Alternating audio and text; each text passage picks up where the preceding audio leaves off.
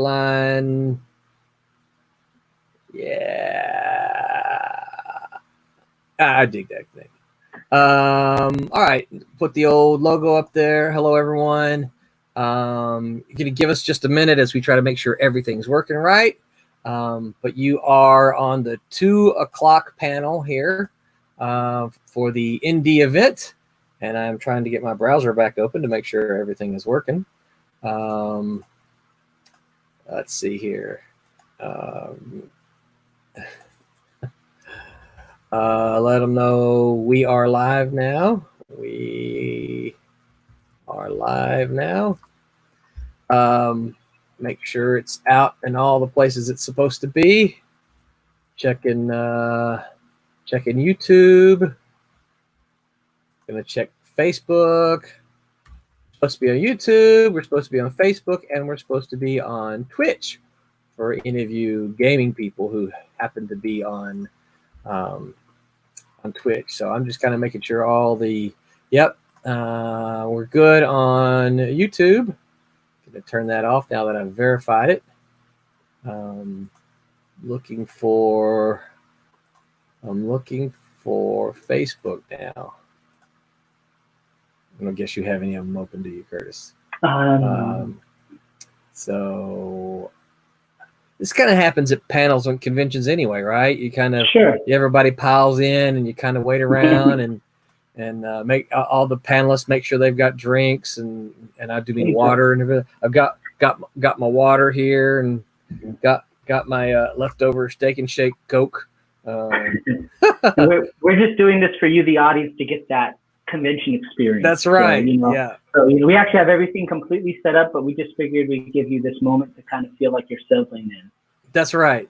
That's right. And we're going to be part of now, as I understand it, we're going to be part of a playlist. And iNDEEvent is actually putting together a playlist of panels that are going to start. I don't know what time they started this morning, maybe 10. And just going to run through the evening. There's something going on every hour of the day. For today, I shouldn't say every hour of the day, but the kind of the waking hours when you would see convention panels. You'll see them today, which is the first day. You'll see them Saturday, and then again on Sunday. So looks like we're on Facebook as well. So that's pretty good. My restream says we're all good. I'm going to open up the chat box here so that I don't miss anybody. And then I'm going to say hello, everyone. Looks like we got a couple of eyeballs on us. Yeah, so hopefully, I don't know what the count is. But anyway, I can start with the introductions, and we can kind of let's go ahead and do the introductions. Okay, so for those of you just joining us, this is the Silverline Comics retrospective for the iNDEEvent. Welcome, everybody. I'm Kurtis Fujita, the moderator for this panel. I'm an artist, the creative director at Silverline, as well as the editor on the Kayla series. And I'd like, no further ado, I'd like to invite our guest of honor, Roland Mann, to go ahead and introduce himself and give a little bit of information about Silverline. So, Roland, please. Absolutely. Hello, everyone. I'm going to be multitasking. I'm going to be watching the chats here. So I see Rob. Hey, Rob. Hey, Barb. Hey, BJ. They're all saying hello to us. So I'm going to be doing that as well as trying to answer all of Kurtis's questions. And he promises to ask some really hard questions. So I'm Roland. And Wubba says, hey, and Mike Belcher. Hey guys. Thanks for joining us for this Friday panel. I've been around since the absolute very beginning of Silverline, and that's kind of what we're going to talk about today. Cat and Mouse is kind of the book that got it all started. I'm sure we're going to talk about that at some length. But we had some pretty extravagant plans early on. And then, of course, as life has it, things change, things morph. I am the writer of that one, and kind of I was a partner then of Silverline 1.0, and then pretty much once my partner was Stephen Butler. And then once Stephen kind of bowed out because his professional career took off, I just kind of took it all on solo, really because I felt that I had learned a lot at Malibu. And I'm like, well, I can do this. Rob, that's not the new logo. That's the old logo, actually. This is a retrospective. So I put the old logo up there because that's what was what was on the books in early 90s and in the late 90s in Silverline 1.0 and 2.0.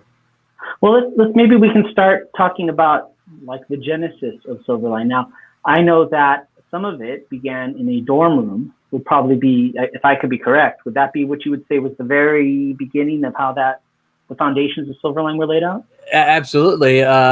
Thanks, Pops. I'm glad to see that I made it on this time too. I wasn't napping through this one. Yeah, actually, Kurtis, I don't know if you've ever actually heard the story, but the way I met Stephen is that I was at Southern Mississippi, which is where I went to college, and my wife, who was BJ, who was my girlfriend at the time, she decided that she with some other girls, they were going to run for homecoming court. Now, not to get in to a whole lot of the mess. Thanks, Pops, for sharing it to the Comics Madness. Hello, everyone on Comics Madness. She decided that she wanted to run for the homecoming court. She'd, been on homecoming court in high school and everything. But colleges are often, if you know much about colleges, the campuses are usually dominated. Campus politics are often dominated by the fraternity and the sorority system. And it was that way at Southern Mississippi. And so there were a bunch of us who were very independent minded, who were like, oh, we're going to buck the system and we're going to get a whole bunch of indie people in there. And no more sorority girls and that kind of thing. And so she was part of a group. I think there was I can't remember. She might've been a sophomore at the time. I can't remember the exact classification because I was a year ahead of her. But, there was a freshman girl, a sophomore girl, a junior girl, and a senior girl. All of them were indies. And so, and this was, back in the 80s. So they had to have escorts to get into they couldn't just, girls couldn't just wander into the males' dorms. So they had to have men to get into the dorms with them. So I was one of the escorts. And we were going around to the men's dorm and they were, making their spiels. Hey, we're independents. We're trying to run. And, we were trying to get all the students in the dorms who are generally, we don't care about campus politics. We're trying to get them off their butts and out to vote, much like real America, right? And I'm standing there in this foyer while the girls are doing it, and I'm transfixed by this image on the wall, and I'm like, I've never seen that before. Who is that, right? And so the girls finished. There was a guy standing right there, and I asked him, I said, hey, do you know who did this piece? And I'm talking, it's like 4 or 5 foot tall and 3 foot wide, and I'm like, you know anything about this right here? And he said, yeah, I did it. And I'm like, really? I said, I've never seen this character before, and I read comic books and I know a whole bunch of characters. Can you tell me? He goes, well, that's when I created. He goes, I want to draw comics. I'm like, what? No way. I'm like, I want to write comics. I said, my name's Roland. I said, what's your name? He goes, my name's Stephen Butler. And I'm like, look, I got to go because the girls are doing this, but can you give me your number? And I want to call you. So that's how I met Stephen. And then the very next day or the day after, whatever, I called him up and went over to his dorm room, and he showed me his art, and I'm like, oh my gosh! And he showed me the stuff that had been rejected. He had this nice personal rejection from Roger McKenzie, and so we talked about our, and I had submitted stuff to Marvel and DC as well, and so I had my rejection letter. So we talked about that kind of thing for a bit, but you have to remember this was also fresh on the heels of the success of the Teenage Mutant Ninja Turtles. And so we got to talking, and one thing led to another. And I don't know that this all happened right there in that one day because we kind of got to know each other. But it didn't take long where we said, well, why don't we just do our own thing? We'll do our own thing. And if the Turtles can do it, we can do it. And let's see. I know I have that logo that I was showing you earlier. I gotta find it again. So now, while you're looking, while Roland's looking for that, it's kind of, I find it interesting because Silverline has a long history in independent comic books. And it's kind of interesting that this initial meeting had to do with kind of this independent running for the court at school, right? So it's kind of like in the independent spirit, it kind of came together that way. So that's pretty cool. Yeah, very much so. Yeah, I can't. You know, I have an old, an original, some artwork here from Silverline. Let me pop this up so you guys can kind of see some of the original characters and things like that. If that works for you, Roland, we got. Yeah, I was going to show the. So there we go. Yeah. So what happened is, we'll start with this one. So what happened is, Stephen had a roommate, Mitch Bird, and he said, well, you know, my roommate is also super talented and, you know, is interested in doing some stuff as well. And I said, okay. You know, here I was thinking, oh, well, you know, I stumbled upon one talented artist and suddenly there's two, right? And so we just said we toyed titles around a little bit, but we ended up settling on the name Top Comics. Mitch Bird designed this logo here. I think I'm pretty sure Steven designed this one. I know he designed the later one, but I'm pretty sure he designed the logo for Cat and Mouse. It might have been Mitch. I don't really know. But if you can see that the date there is June of 1988. So we actually solicited the first issue of Cat and Mouse to all the distributors. We said, here it is. Here's our book. Here's what we want to do. How many copies you want? We got back orders for about 4,400 copies, right? And yeah, that's kind of where we're like, cool. So we're like, okay. Yeah, Wubba says, I think I got that cover, but it's Adventure or Air Show. Yes, Wubba does have. Kurtis, you want to share yours now? Yeah, let me pull that up for you guys. We've got the one, Wubba, that you probably have here. Kurtis, you're gonna have to share again too, I think, because sure. I don't have your screen there. Sure, let me pull that up. But what happened is we got the orders, and you know, it was kind of like, now what do we do? So we've talked to some printers. Let's see, there we go. This is probably what you have, Wubba. But we talked to some printers and then realized that we're going to have to come up with, like, you know, I think it was like $2,800 or something like that. Or maybe it's more than that. And we're like, I ain't got that kind of, I mean, this, you know, we're college kids, you know, we're like, I ain't got that kind of money. So we decided, you know what, this is a business.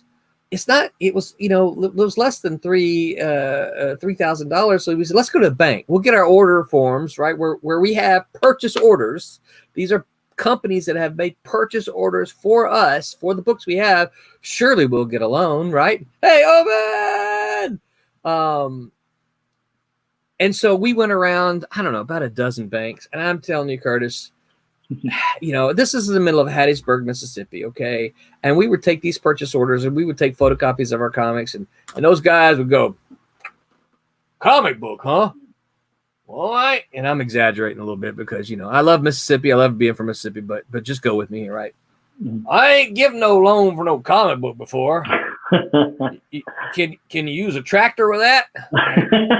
No, we don't use tractors with that. It's like, well, that's kind of the stuff that we do. And like, yeah, but here's the deal. Like, these are purchase orders. See, these people have said they want, you know, 500 copies here. This one wants 1,000 or whatever it was. I don't remember now, you know.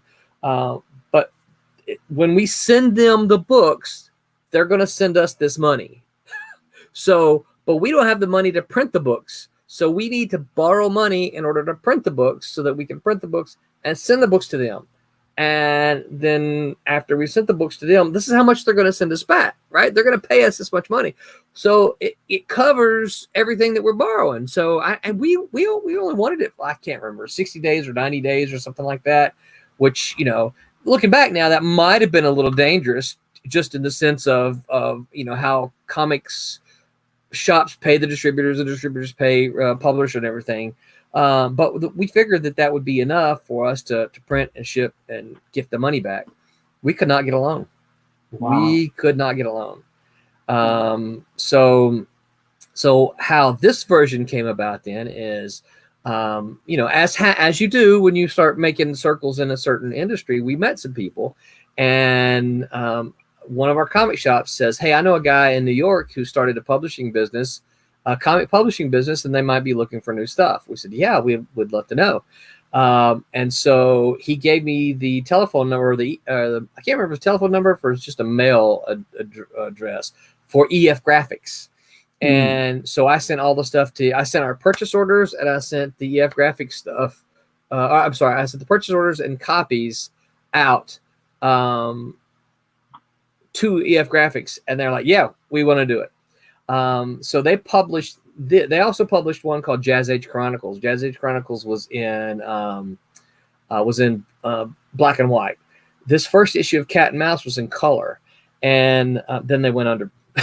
They went out of business.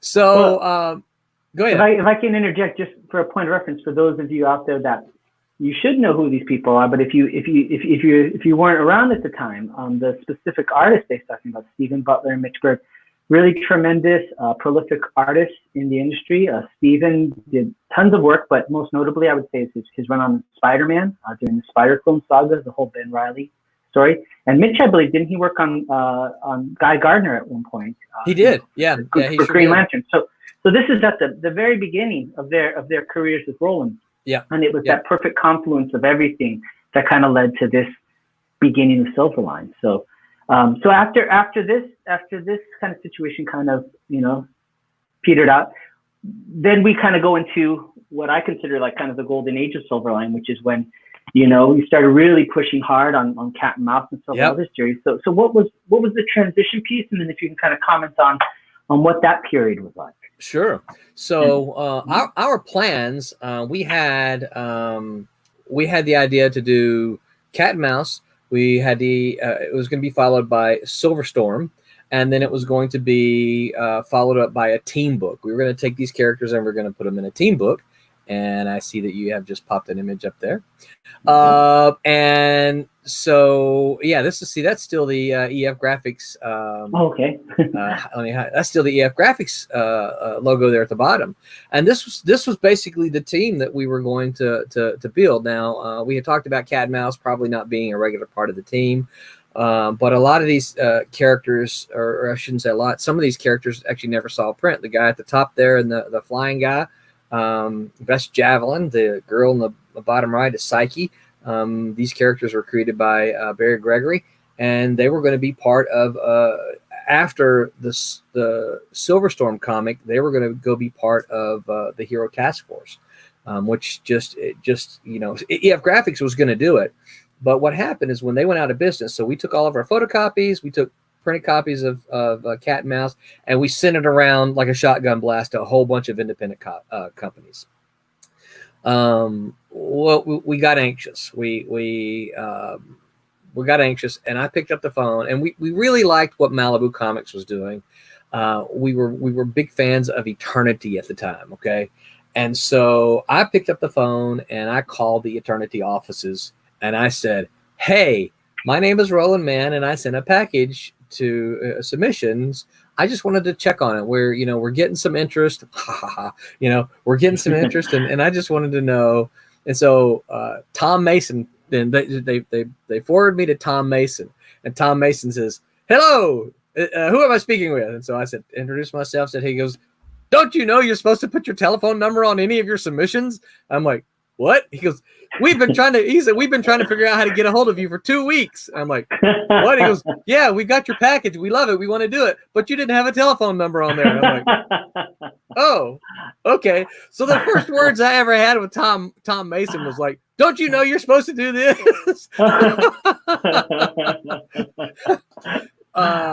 Long story short, though, they did not want to do the Hero Task Force. We had a different artist attached to the Hero Task Force. They wanted to do Cat and Mouse and Silverstorm, and that was really all that they. So we lost the Hero Task Force book, but we went ahead and went with them because it was the best thing we had at the time, and that's how Cat and Mouse then became a regular series at Aircell.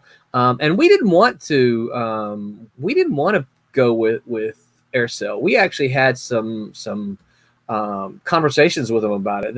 Because we like the Eternity books, And when we looked at Aircel, all we saw was Elf Lord, right? And leather and lace and and things like that. We're like, we're not those kind of books, you know. We're edgy, but that's not the kind of books that we are. And they're like, well, we think that you're going to sell better if you go with this label. And so we're like, you know, okay, well, you're the professionals. If that's what you think, then that's what we'll do.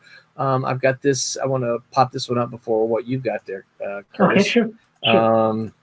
And so this is what kind of ended up being a copy. I can't remember, to be honest with you, if this was this was still EF Graphics too. But so you can see we solicited content out for EF Graphics for at least 4 months. But you know, this is part of the package that we ended up sending to Malibu.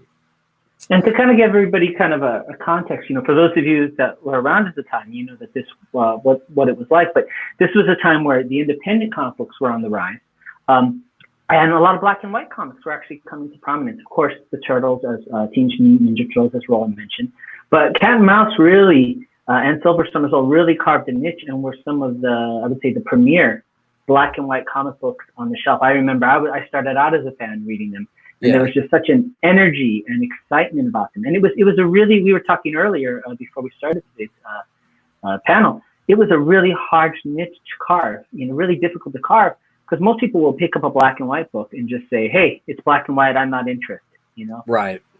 So the fact that these books were so well received was a really big thing, you know? Yeah, I wish I could find it. We had a couple of the magazines at the time do reviews of Cat and Mouse, and they were pretty good reviews at the time.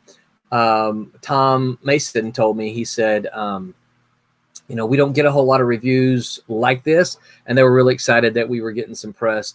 I see kind of what you've got hidden there, and I'm going to show these instead. Sure. Because these are the original covers to Aircel. So yeah, this is the cover for Silverstorm 1. Obviously, Stephen Butler did all of this. If I'm not mistaken, Stephen Butler even hand colored this as well. And then that's the second cover, which is obviously the ad that we see there. And then the whoops, wrong way. The third cover, that's actually nope, sorry, I was wrong. We do have a different one. And then the fourth cover, which is, you know, my favorite of the bunch. Yeah, you can tell actually where I got this.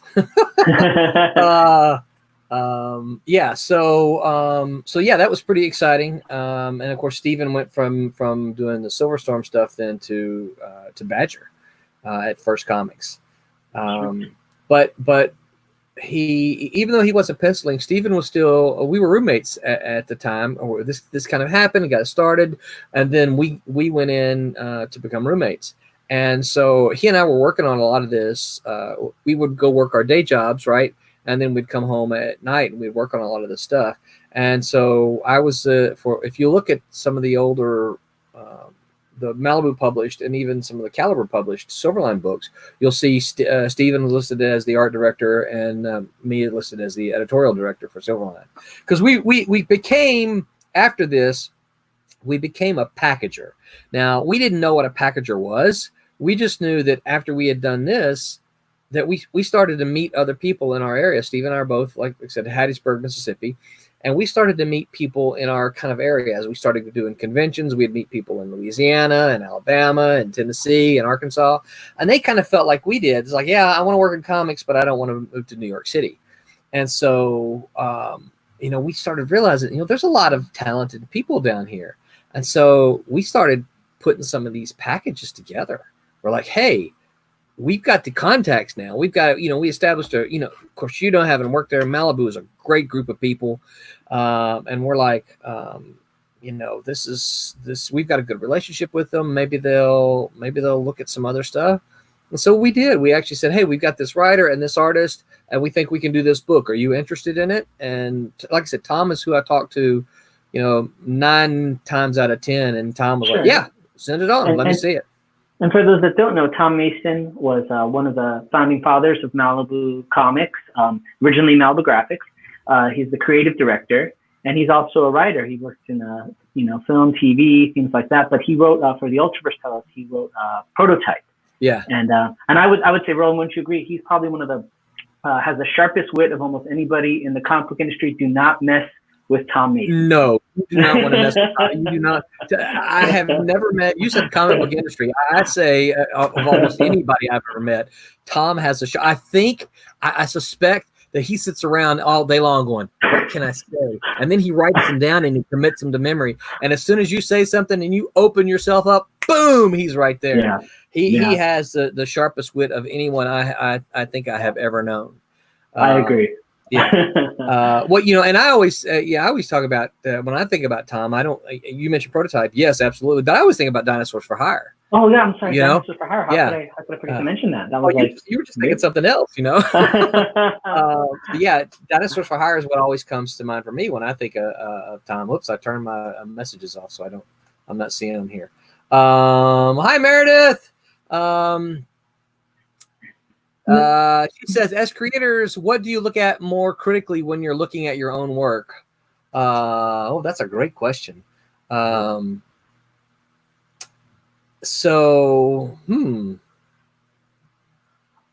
I'll say from an art background. Okay, yeah, go ahead. From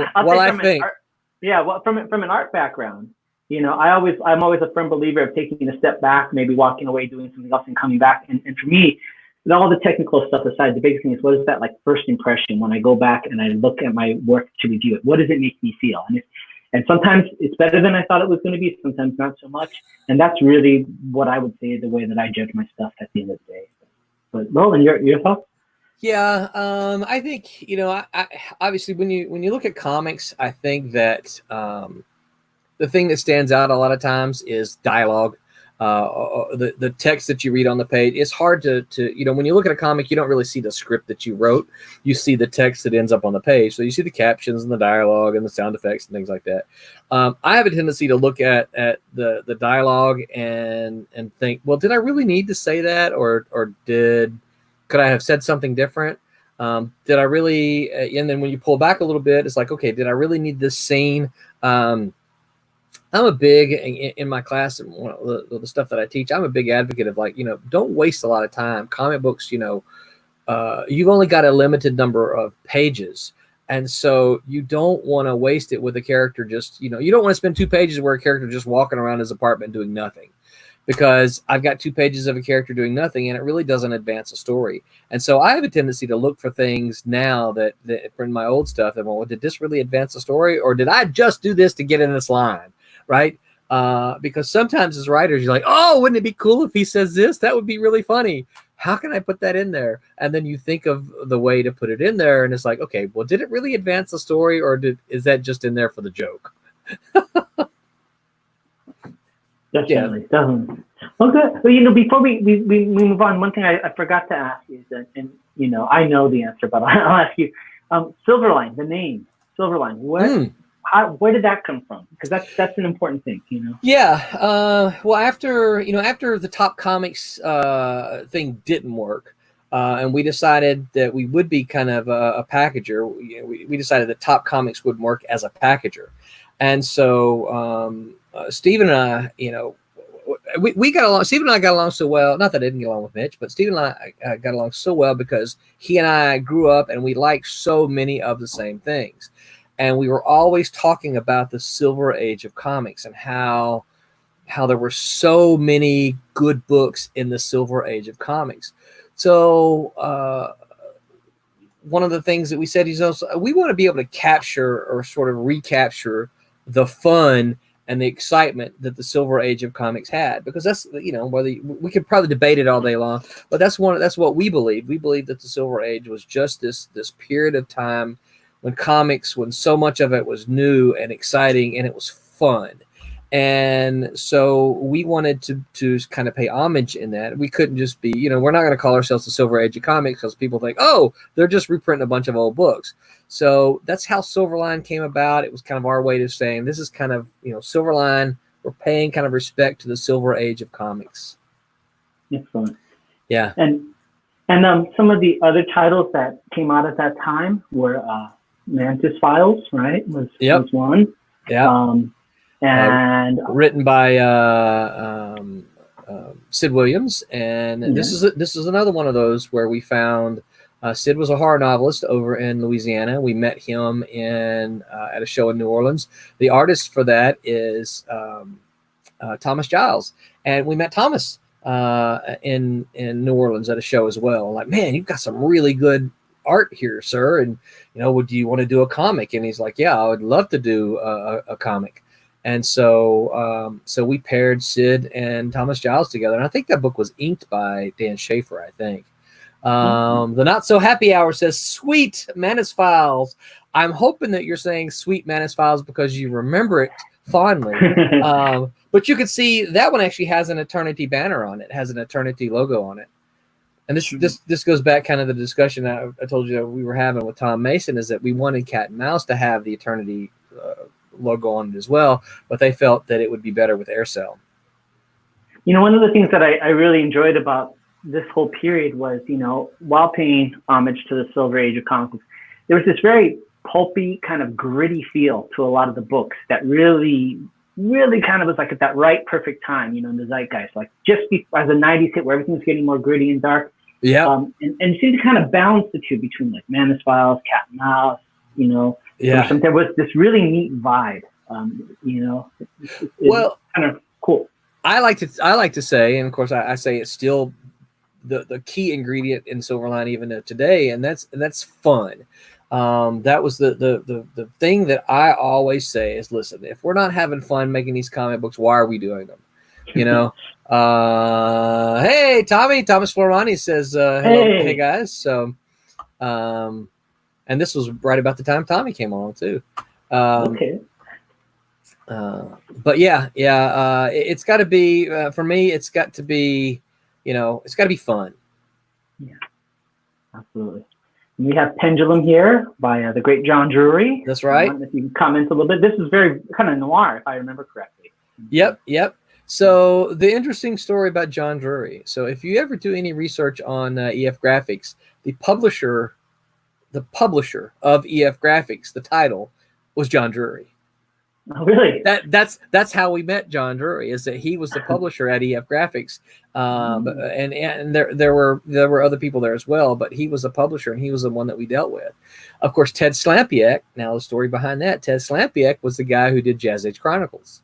Okay. So Pendulum has that old EF Graphics tie in there, and you see they ended up at Adventure. Yeah, John had this story that he was just dying to tell. And I don't remember if he pitched it around to anyone else or not, but we had already had the relationship with him. And of course, the first thing I said was like, yeah, let me see it. We were packaging at this point in time. You can see Adventure was the publisher, but if you look on the inside front cover, Silverline will be listed as the packager. John wrote and penciled this, and then Ted Slampiak, I think, did the inks and I think he lettered it as well. It's a great cover. I mean, it's so classic, just classic. Yeah. And of course, that's a Stephen Butler cover there. Okay. Yeah. You can see Stephen's signature. I think just to the bottom left of the big hand, little hand, cut off there a little bit. But, yeah, it looks like and I'm going to throw another one up. This one you worked on, but I really enjoyed this one. This was a really fun series, and I highly encourage people to check this one out. It's Cray. Oh, yeah. Cool series. Really cool series. Yeah. Well, thank you. I appreciate that.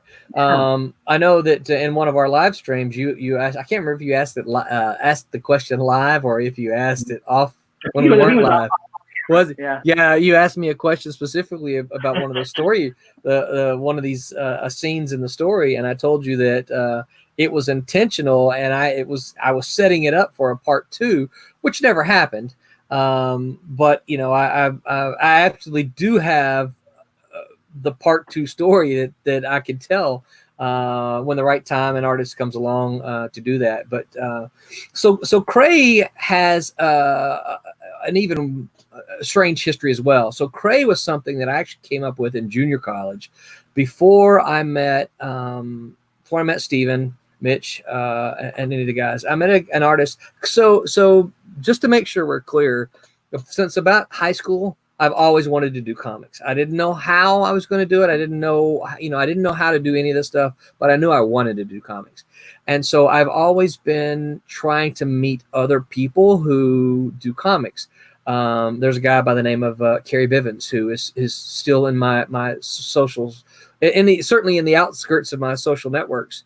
Even today, I think he lives in Arkansas now, who was an artist that I met at junior college. And I tried to get him to draw a comic with me. The guy who did the original drawings for Cray was my RA in the dorm that I lived in. Yeah. And come to find out that he liked comics. And so we talked about things that we liked. And he was a big science fiction guy, a big Conan fan. I was a big science fiction guy. I don't remember if I think I had just read Dune about the time that I met him. And so we came up with this idea for this barbarian on this kind of sand world. And he did some sketches, and I tried to convince him to do the book, but he's like, I just like to draw sketchy things. And he goes, I don't have the energy to do an actual comic book. And so I said, well, we've kind of come up with this thing together. He said, it's all yours, take it. And he actually wrote on one of those sketches, he said, "Dearest Roland, I bequeath everything here to you. Please go and make fortunes," right? Sad story behind the guy's name was Rob. And sad story behind Rob is Rob went on to become an agent with the ATF, Alcohol, Tobacco, and Firearms. Wow. And he was one of the agents in the raid on Waco. And there were, I think, 6 agents killed. He was one of the agents killed in the Waco raid. Oh my gosh, yeah.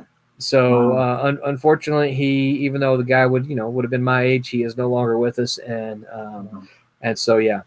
So I always try to remember Rob when I think of Cray. But Cray was a great book. Nowadays in media and pop culture, there's talk about the controversial topic is always subverting expectations.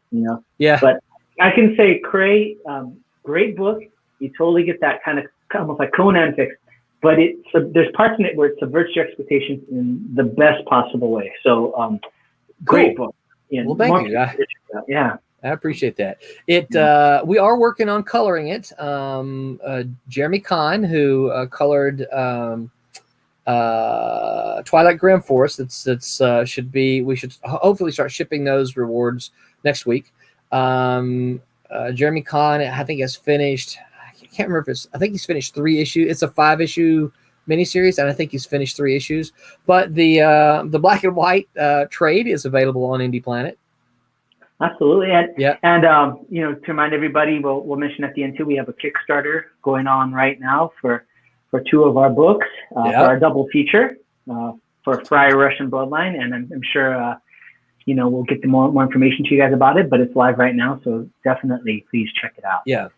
Yeah, and please, if you just go to Kickstarter, and you can just probably look for Bloodline or even Friar Rush or Silverline probably, and you can find it. Kurtis, we do have a question here. Sure. Speaking of Cats and Eternity, Roland, do you know anything regarding Cat Claw by the Serbian artist? We have several issues. Has it been collected in the U.S.? Would you consider collecting it under Silverline? I remember the book. I remember particularly one of the covers. I don't remember who did it. It certainly wasn't part of. It might have been an Aircell book or an adventure book. I do remember it. Yeah. Yeah. I mean, would I consider collecting it? Yeah. I mean, I would certainly consider it. I would want to talk to, you said it's a Serbian artist. I would want to talk to, the artist and make sure everything was, kosher. But I don't, and without looking at it, I don't have a reason not to think of it, not to collect it. Now, I will say this, some of the stuff that, Aircell did was more adult than what I think Silverline is going to be. I want to make sure that we keep and some people ask me this, why these are independent comics, why are you insisting on PG-13? Well, my answer is this, okay. I do when we're not in the middle of the plague. I do a lot of conventions, and if you've paid attention to conventions over the past dozen years or more, you'll see that the attendee has changed. Now, when I first started going to conventions, it was mostly just me and you, Kurtis. It was mostly dudes. You could see some females, but it was mostly guys. Guys of all ages and races and creeds, but it was mostly guys. I see a whole lot of families now. I see a lot of families. I see, thank goodness there's a lot of females there. And so the convention going audience has kind of changed.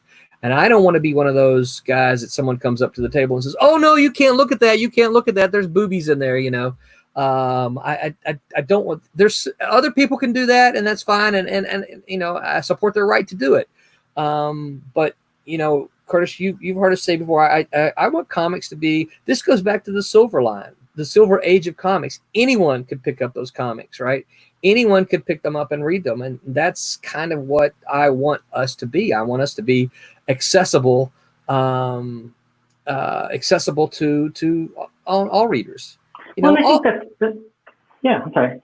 I think it's on brand. I mean, the thing that's really cool about Silverline is that there's really no shortcuts, right? Right. And it takes a lot of finesse as a creator to maneuver through different age groups and make it appealing to everybody. It's easier to kind of follow a certain niche, and say what you will, and go directly for something that has gratuity in it, and that's kind of a quick crash grab. But we kind of hold ourselves to a different standard with the finesse to navigate between the different audiences, and even with like our Kickstarters. I think we're one of the few ones out there that when we launch our Kickstarter, and Roland will test, essentially basically everything's done, everything's good to go. And that's because we have faith in our product, right? We have the faith to put all the effort into it, put all the work. We're the first investors on every Kickstarter because we spend months, days, weeks, what have you, working on it before we get it to you. We have that much faith in our product. That's right. So that's kind of the Silverline way. You're absolutely right. No, you're absolutely right. And again, I think that's important because it does show, at least for me, it does show. Fans and readers that you guys have enough faith and confidence in this that you're going to finish it first. Where there's a lot of crowdfunders that say, if we get this money, we're going to do this. And some of them are like, they get the money and you're waiting. It's like, okay, you've had the money now for 2 years. How long does it take you to do a book? And you won't feel like you have a ransom note when you get one of our Kickstarter. So true. Well, if I can throw up another, I'm going to throw up another one. This Absolutely. is one of my favorites in one of your projects. So, Demon's Tales. Demons originally appearing in Cat and Mouse, and I'd say a fan favorite. But I'll let Roland kind of talk about this project. He very much was a fan favorite in the Cat and Mouse series. He was one of the characters that we frequently got mail about. Of course, this was in the days that we got mail, and I think I might have gotten mail from a certain host that's on this stream. I think I have a letter. From a certain Kurtis Fujita. I'm sure you did. I still have all those, by the way. And so what happened is at a convention in Biloxi, Mississippi, one of my favorite conventions, CoastCon. CoastCon was the first convention to ever invite me as a guest. So they put me up in a shared hotel. They put me up in a shared hotel room and gave me a table to display my wares. The first convention to ever do that. So they will forever be in my heart for taking a chance on me. We met the crew of Alpha Productions, which was Chris Mills, Bob Cram, Rod and Fortier, and Paul Pelletier. Okay, these guys drove all the way down from Maine to do this convention in Biloxi, Mississippi. And of course, I've got video. Listen, I've got video of has Mitch Bird and Paul Pelletier, both of them chair dancing, right? And our you can hear us a little bit on the video. You can say, "This is the chair dance champion of the South," and then you see Mitch sitting there doing this kind of stuff, right? And then we cut over to Paul. This is the chair dance champion from the North, and then you see Paul doing this, right? But we really got along with the Alpha guys, and Paul said something to me. He said, "Man, you guys are doing some cool stuff. I'm interested in doing something with you," and so he says, "Hey, I like this demon guy from Cat and Mouse," and I'm like, "Oh, really?" So yeah, we ended up doing that. I pitched it to Tom over at Malibu, and he said, "Yep." And of course, they love Paul's stuff so much, right? After the Demon's Tales thing was over, they snagged him up for X Mutants. And Paul's a penciler, just for those of you that don't know, veteran penciler in the industry. Yep. Excellent, and just one of the very solid artists out there. Very work. And by the way, Thomas Formonti inked this. Oh, that's great. That's great. Yep. And also Champion, if I remember correctly, Champion's one of the other characters in these series. He was in Cat and Mouse, but he had a prominent role in Demon's Tales. And if I believe there's something in the pipeline with an artist from across the pond right now. There is. Champion, if Roland can kind of talk about that. Yep. Well, I've been wanting to tell a Champion story for some years now, and because he goes back, I'm going to say he Champion's first appearance was in Cat and Mouse 3 or something like that, where he's on a news report. I've got this great Stephen Butler cover that we actually pitched the Champion. I think it might have been a one shot. We pitched the Champion one shot to Malibu, and they said no. So we just didn't do anything with it. It just sat. But I've got this awesome piece of Champion, like kicking a door out, and the door exploding right into your face, and it's really awesome. We'll probably use it. We'll probably end up using it for this thing that we're doing with Peter Clinton, who is an artist from across the pond. I always get confused. Should I say? Is it okay to say Britain? Do I say England? Should I say the UK? I don't ever want to say the wrong thing. But yeah, he lives over on that island just off the coast of Europe. and he is drawing a 3-part miniseries. Our working title is just Champion and Miss Fury.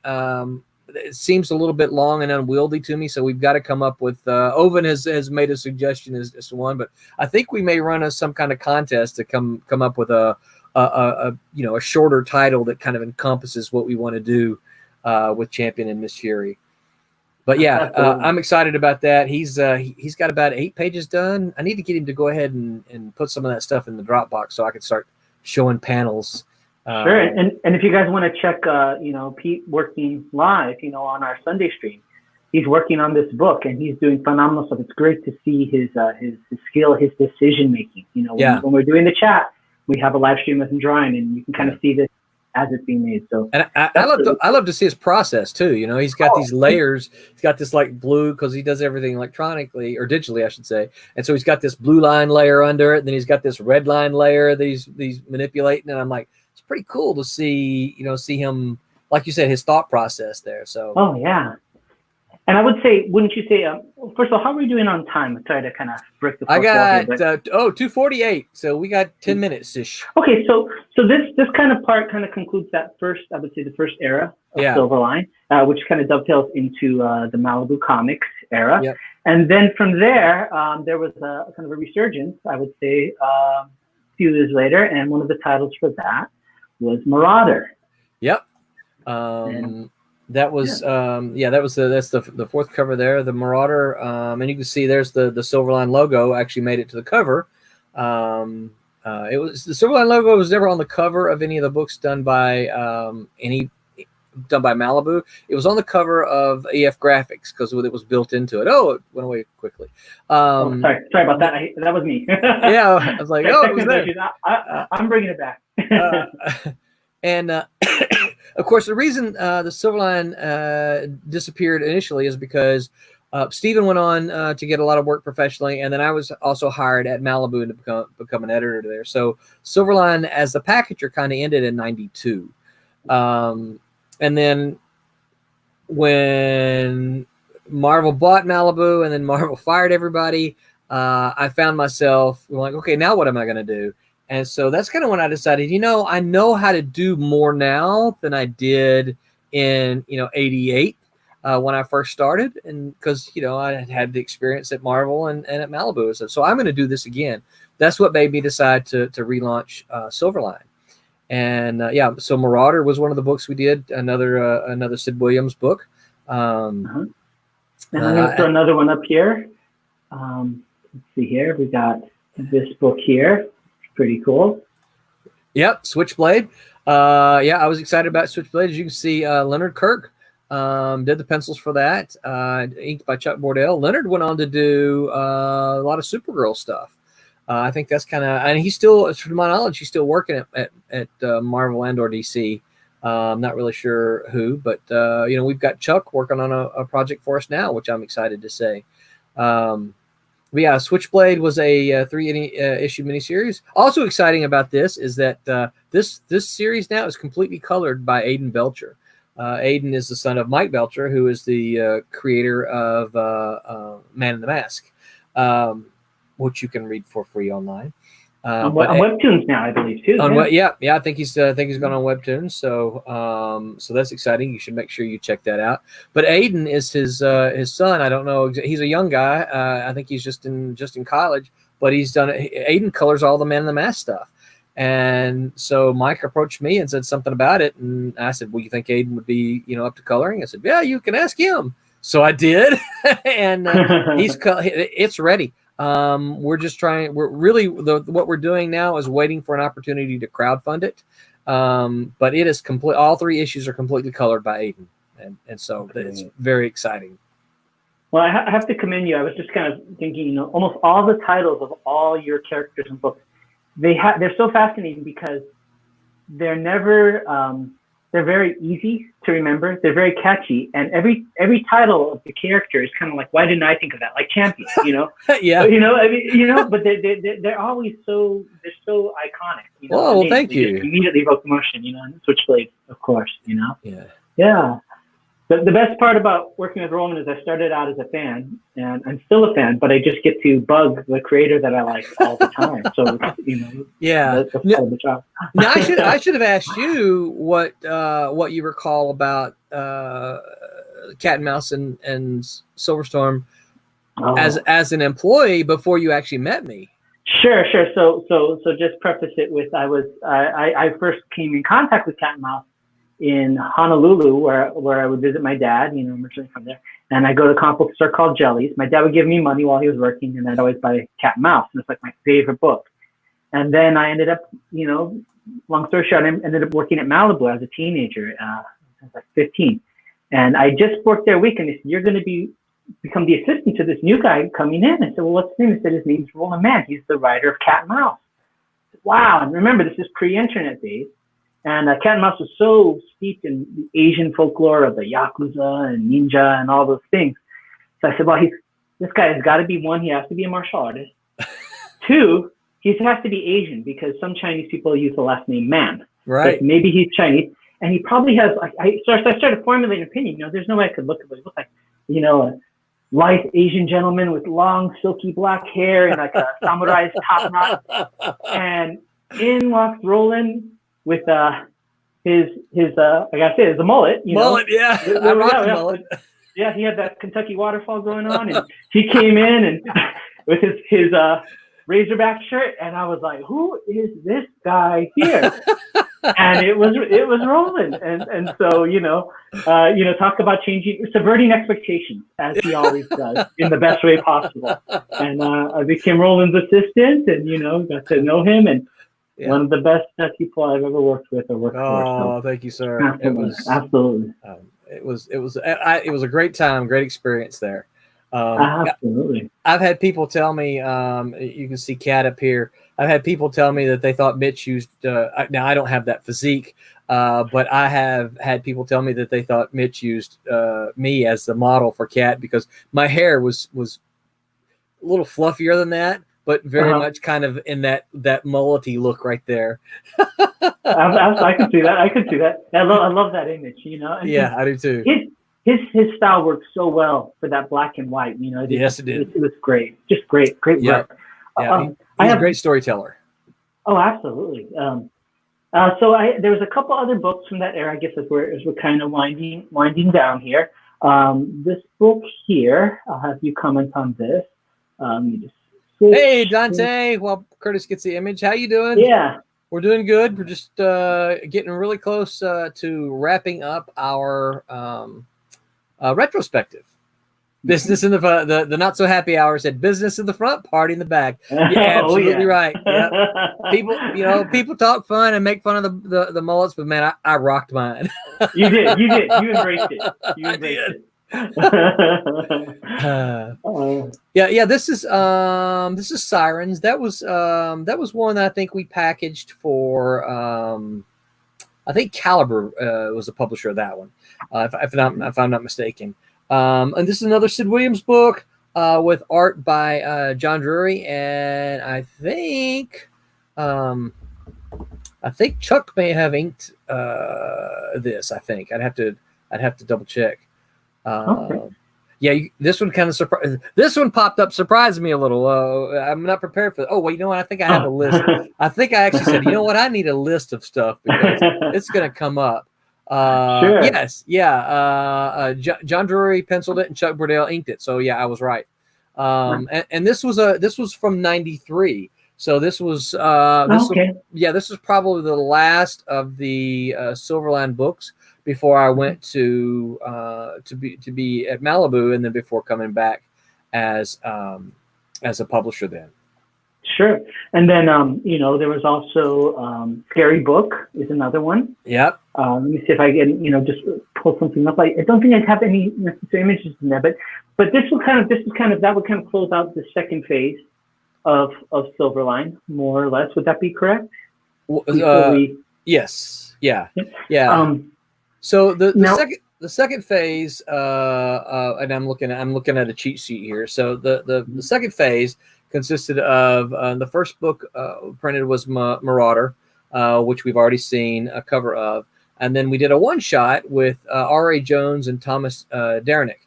That was the team of the Protectors.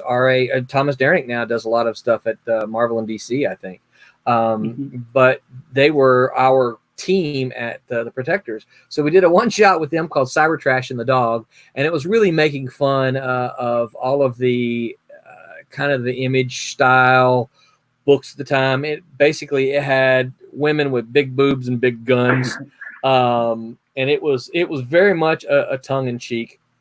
We did a second. We did the Scary Book then, and then we did a second Silver Storm, which I think I saw you had a cover for that earlier. Yeah. Let me pull that up. Yeah. The second Silver Storm. Of course, we've seen Switchblade and Scary Book. And then the Silver Storm, then the Silver Storm one that you're about to pop up was the second volume of Silver Storm, and this one was done by Jackson Rennick and Chuck Bordell. So and it kind of took the story. You don't have to have read the first volume to read this volume, because there's a lot of things, as you can see there, the bottom circle. That's Champion there in the background.